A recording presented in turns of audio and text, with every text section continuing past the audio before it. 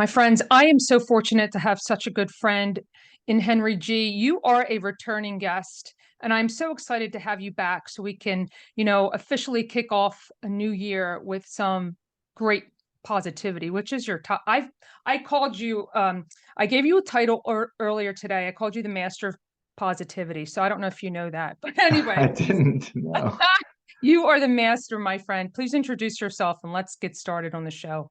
Well, it's great to be back. It's hard to believe that that was a year ago that we're having some of those conversations. But yes, my name's Henry G. I'm the host and creator of the Positive Mindset podcast. And no, I love that title, being the master of a positive mindset. And I think we've got some really good stuff we can talk about today as far as Yeah. making next year a great year, which I think a lot of people need. A lot of people need a good 23.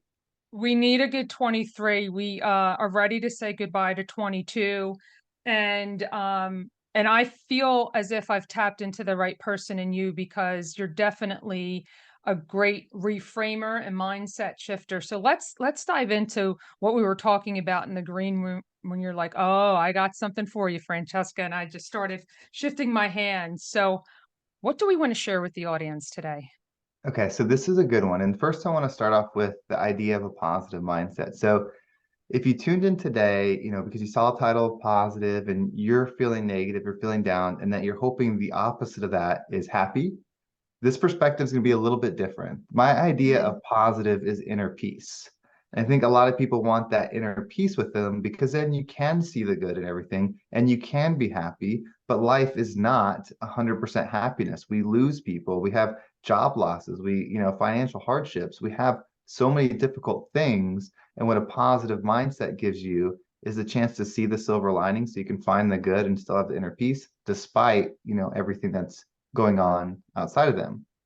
And so mm, a lot of times what people do, it's the new year, right? They have their New Year's resolutions. I'm going to lose this amount of weight. I'm going to earn this amount of money. I'm going to get this promotion. I'm going to do those things. And those external goals are really powerful. And that's mm. generally what motivates us initially.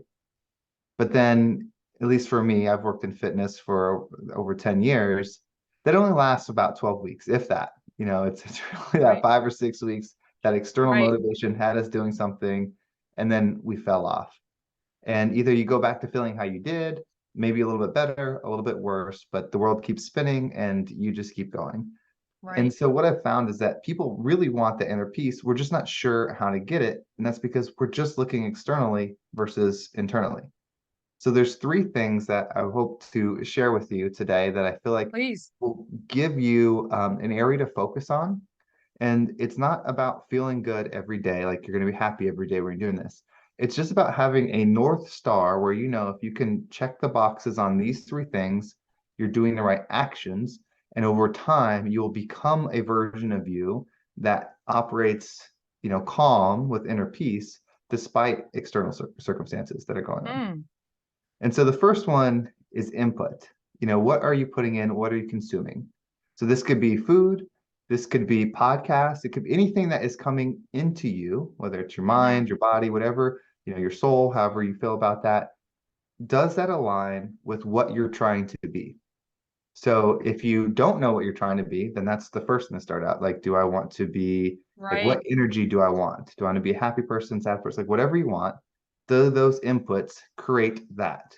If they don't, then you have to figure out what inputs you need to create that. And then break that down daily to whether it's read a book, whether it's exercise, whatever, aligns with those three things, and then make sure you Right. do it. The second piece is actions. So there's Mm, physical actions, right? So if it was maybe a physical goal, you might have to exercise, you might have to walk, you might have to travel, it's actions. Do they align with that energy?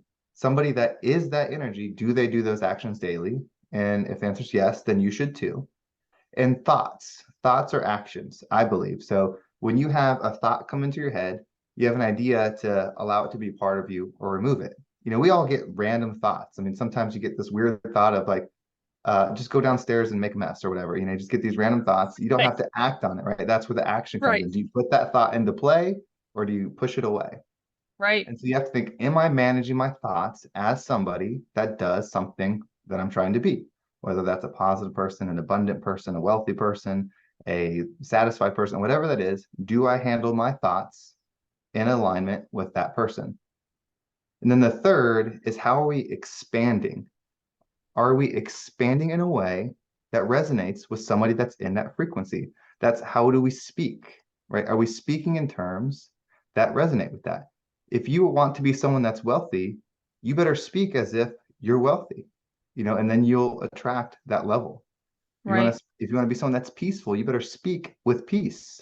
You can't be in drama and then hoping that you'll find your way to peace. And That's so right. that expansion, how are you expanding? And those three things, I think, are the simplest ways we can control it. It doesn't have to be extreme, right? It could be one of each every day, like one consumption, one action, and Hmm. then one output. And just start there. Did I do it today? Yes. Good. Did I do it today? No. And that's how we, judge ourselves and get fulfillment. So what you'd want to do at the end of the year or something, the thing to celebrate would be able to show yourself how many times you did what you said you would do, not did I achieve the result. Right. Results don't mean anything if you don't feel good on the inside. That's right. And I so love that.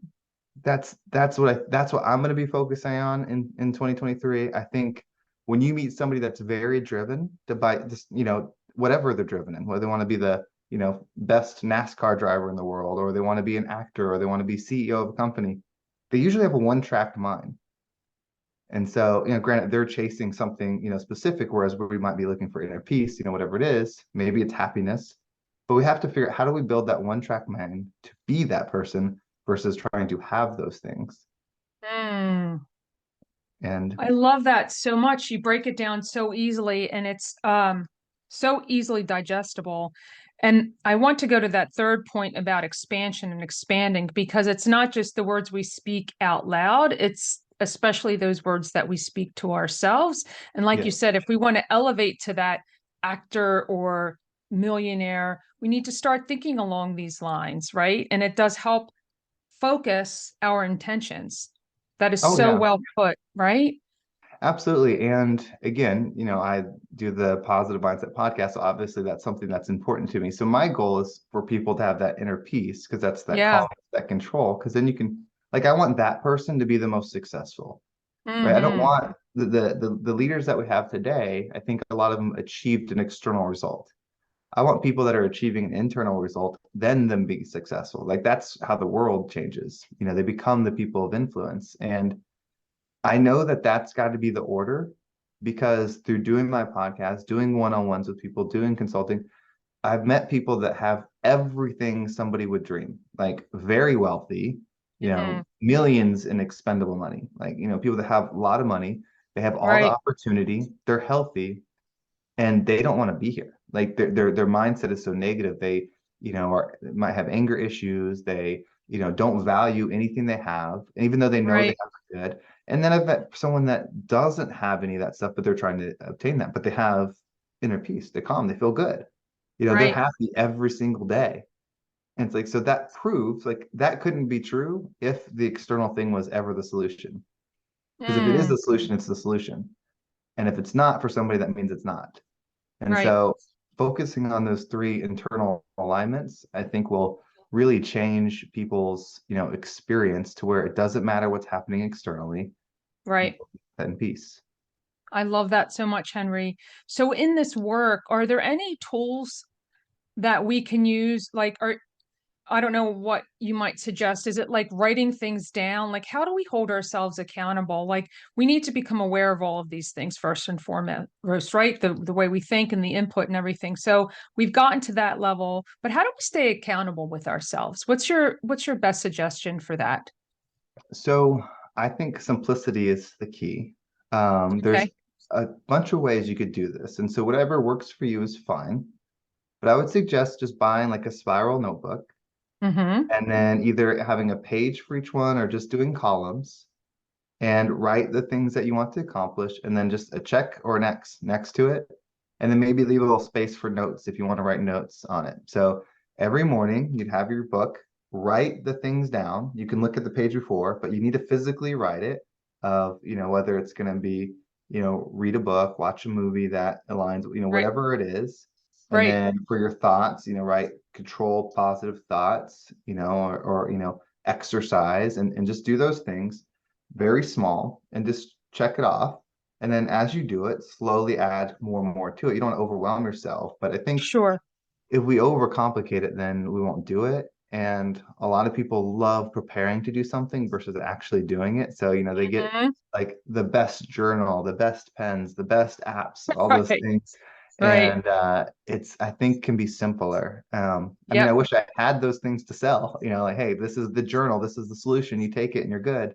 Right. But I think it's simpler. It's just buy a cheap dollar notebook, do your lines, write Yep. it down.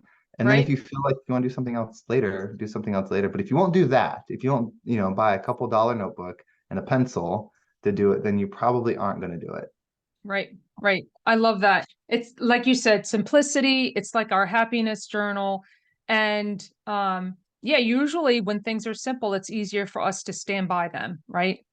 Oh We can yeah, do them, absolutely. right? And I think there's So something to having something physical too. yeah. If you imagine, if you did this at the start of the year and then you did it every single day till the end of the year, Mm, how satisfying it would probably be to hold that binder and like right. look at the pages and feel, as you look at the page, like, oh, I remember the pain I was going through there. Or I remember Mm, like just being a couple months in and just like to me it was a big deal to read a insightful book for 10 minutes. Like that was a big deal. And I did it. And now I spend an hour every day reading books on entrepreneurs because I want to be an entrepreneur, whatever it is. right. I think that would be such a cool way to reflect and say, like, wow, like I did start here and I've moved to here. I So love that's an that. added benefit to it.